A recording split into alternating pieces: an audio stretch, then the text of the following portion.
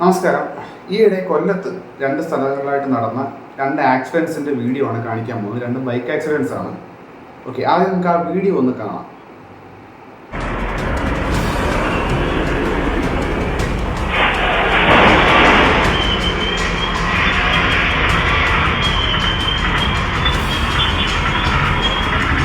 അതിനകത്ത് നമുക്ക് വളരെ വ്യക്തമായിട്ട് കാണാം, ആ ഓട്ടോയെ ഓവർടേക്ക് ചെയ്ത് വന്നിട്ടാണ് ആ ബൈക്ക് ആ ബസ്സിന് ഇടിക്കുന്നത്.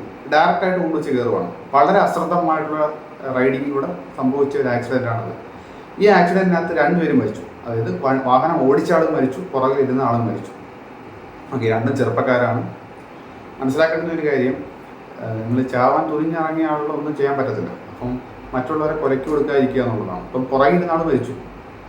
അപ്പം അവിടെ വേറെ ആരെങ്കിലും ഉണ്ടായിരുന്നു എന്നുണ്ടെങ്കിൽ തീർച്ചയായിട്ടും അവരും മരിച്ചേരാം. കാൽനട യാത്രക്കാരായിരിക്കാം, അതല്ലാന്നുണ്ടെങ്കിൽ വേറെ ഏതെങ്കിലും ഇരുചക്ര വാഹനം, വേറെ ഏതെങ്കിലും ബൈക്കോ സ്കൂട്ടറോ ഒക്കെ ഓടിക്കുന്ന ആളായിരിക്കും അവിടെ ഉണ്ടെങ്കിൽ അവരും മരിച്ചേരാം.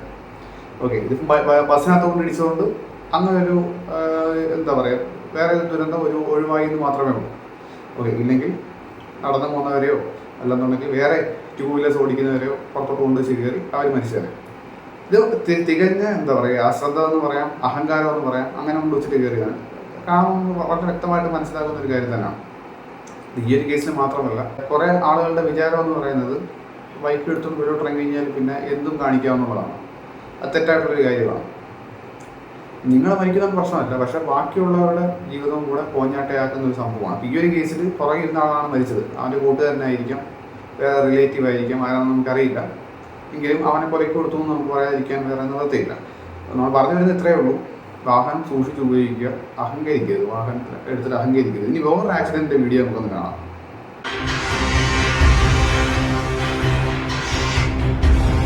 ഇവിടെ ഒരു ബുള്ളറ്റുകാരനുമുണ്ട്, പിന്നെ വേറെ യൂണിക്കോണാണെന്ന് തോന്നുന്നു, വേറൊരു വാഹനം അവിടെ കാണുന്നുണ്ട്, ബൈക്ക്. അതിനകത്ത് ഇതിൻ്റെ കമൻറ്റ് സെക്ഷനിനകത്ത് കുറച്ച് ആൾ പറയുന്നു ബുള്ളറ്റുകാരൻ്റെ ഭാഗത്തല്ല തെറ്റ്, മറ്റേ ആളാണ് ഓവർടേക്ക്, അത് റോങ് സൈഡ് കയറി വന്നതെന്ന് പറയുന്നുണ്ട്. പക്ഷെ രണ്ടുപേരും ഇതിനകത്ത് തെറ്റുകാരാണ് കേട്ടോ. രണ്ടുപേരും റോങ് സൈഡാണെന്ന് മാത്രമല്ല, മറ്റേ ആ ഒരു വളവിൽ ഒരു കാരണവശാലും അവിടെ ഓവർടേക്ക് ചെയ്യാൻ പാടില്ല. അത് വളരെ ഡേഞ്ചർ ആയിട്ടുള്ളൊരു സെക്ഷൻ എന്ന് പറയുമ്പോഴത്തേക്ക് ഫ്രണ്ടിൽ ഏതെങ്കിലും ഒരു വണ്ടി വന്ന് കയറുകയാണെങ്കിൽ കാണാൻ പറ്റാത്തൊരു വളവാണത്. ഇങ്ങനെയുള്ള വളവുകളിൽ കഴിവതും ഓവർടേക്ക് ഒഴിവാക്കുക എന്നുള്ളതാണ്. ഓക്കെ, അവിടെ ആ സ്ട്രെയിറ്റ് ലൈനാണ് ഇട്ടിരിക്കുന്നത്. അത് എന്തിനൊന്നും പോലും ആളുകൾക്ക് അറിഞ്ഞുകൊണ്ടെന്നാണ് എനിക്ക് തോന്നുന്നത്. ഓക്കെ, അതായത് അവിടെ മറ്റേ ക്രോസിംഗ് ഇല്ല. ഓക്കെ, ഒറ്റ വരയാണുള്ളത്, വെള്ള വരയാണ് ആ റോഡിന് നടുക്കൂടെ പോകുന്നത്. അത് കാണാൻ മനസ്സിലാക്കാനുള്ള ബോധമില്ല എന്നുള്ളതാണ്. ഓക്കെ, ആ ഒരു കേസിനകത്ത് എന്ത് പറ്റിയെന്ന് നമുക്കറിയില്ല, എനിക്കറിയില്ല അദ്ദേഹത്തിന് എന്ത് പറ്റി. എന്തായാലും ഇഞ്ചുറി കാര്യമായിട്ട് പറ്റിയിട്ടുണ്ടായിരിക്കാം. പക്ഷെ ഇതിനകത്ത് ശ്രദ്ധിക്കേണ്ട വേറെ കാര്യങ്ങളുണ്ട്. ഈ രണ്ട് കൂട്ടരുടെയും ഹെൽമെറ്റ് തെറിച്ചു പോകുന്നുണ്ട്. ഓക്കെ, ഹെൽമെറ്റ് വാങ്ങുന്ന സമയത്ത് നല്ല ഒരു ക്വാളിറ്റിയുള്ള ഹെൽമെറ്റ് വാങ്ങിക്കുക എന്നുള്ളത് മാത്രമല്ല, സ്ട്രാപ്പ് കറക്റ്റായിട്ട് ഇടുക എന്നുള്ളതാണ്. ഇതിനകത്ത് നോക്കുമ്പോൾ സ്ട്രാപ്പ് കാണാൻ പറ്റുന്നുണ്ട് അതിനകത്ത്. അപ്പം പറ്റിയത് കറക്റ്റായിട്ടല്ല അത് ഇട്ടത്. അതുകൊണ്ടാണ് ആ ഇടിയുടെ ആഘാതത്തിൽ തെറിച്ചു പോയത്.